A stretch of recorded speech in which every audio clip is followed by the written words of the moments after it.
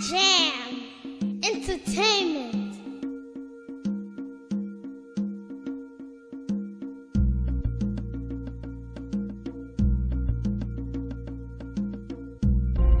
On May 8th, 2002, the Nuwaubians' land was raided by 300 federal and state law enforcement agents. The people who were present during the raid on the Nuwaubians' land were women, children, and a very few number of men. The agents held guns to the children's heads while screaming foul language and threatening to kill them. All of this has had an effect on the children, even unto this day. But so I see vans coming down, and Mona was like, she was happy, couldn't get more dinner. And I had asked her, what was that? And I told her to look at it. And she said, get down. And I was like, why? She said, just get down. So we was all ducking down and getting how scared we was. Some kids were very scared. They was like, I wish I would die already. Oh, those patting us down as we left the door too. They pat us down. We had the man was outside with the infrared on you as you're walking down the stairs. You can see it as you're walking down the stairs on your shirt. And I know I reached to grab my shoes, and the guy was like, don't move some movements. I was like, all right, so I was going down. We had to walk in. Some people had no shirts on. They didn't let us grab our shirts, our shoes, nothing. They was patting us down and everything.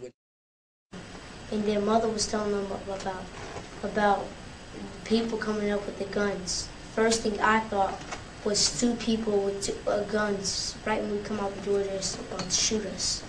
But it was different. It was better than that. My mother went to the door and she yelled out, the door is locked. And they said, open the door. So my mother unlocked the door and she opened the door. When she opened it, they was pointing the gun right at my head.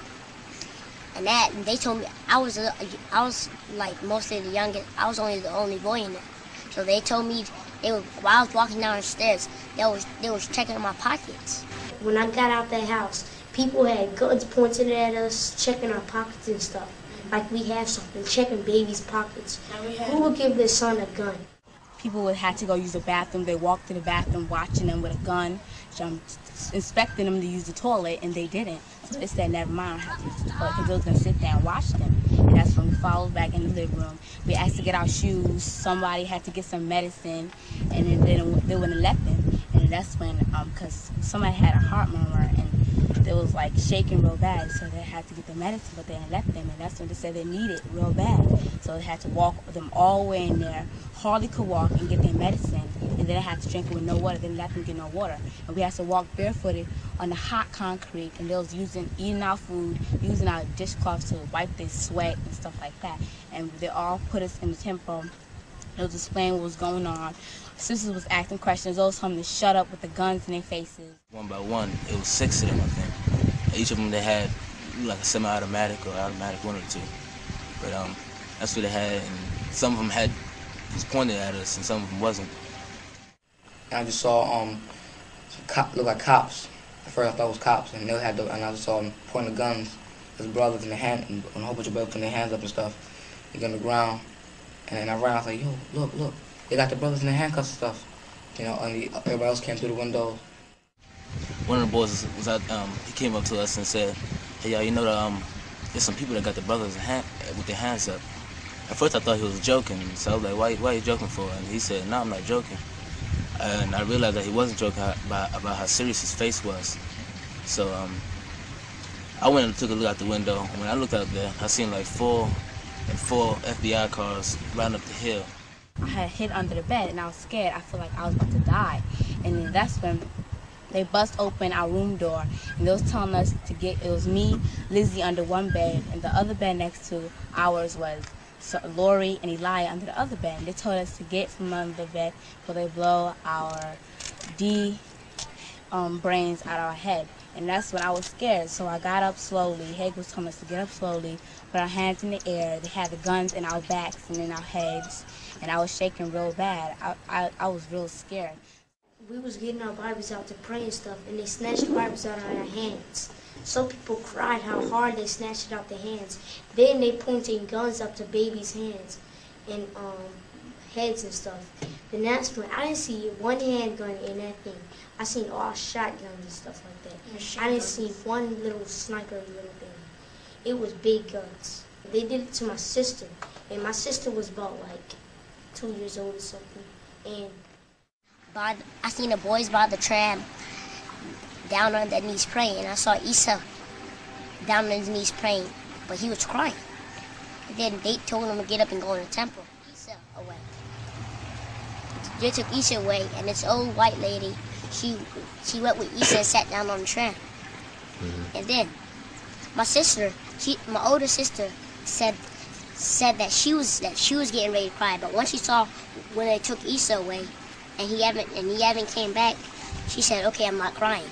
And then they was getting out handprints and stuff, and then they told us that 15 to 20 minutes later, he comes out with the picture of all of us, and we didn't know that they was gonna take a picture of us holding that thing.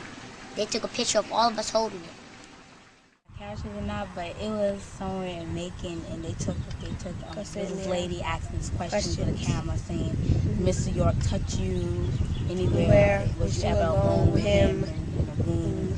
Or did he show you different pictures of naked people?" Yeah.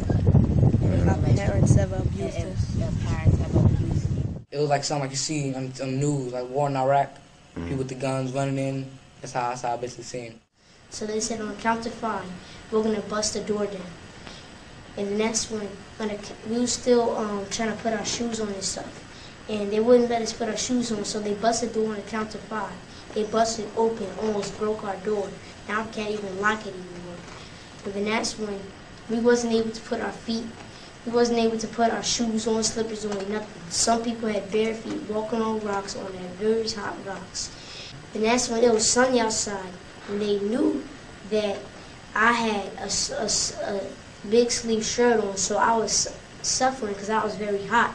And they had to stay out there for a long time.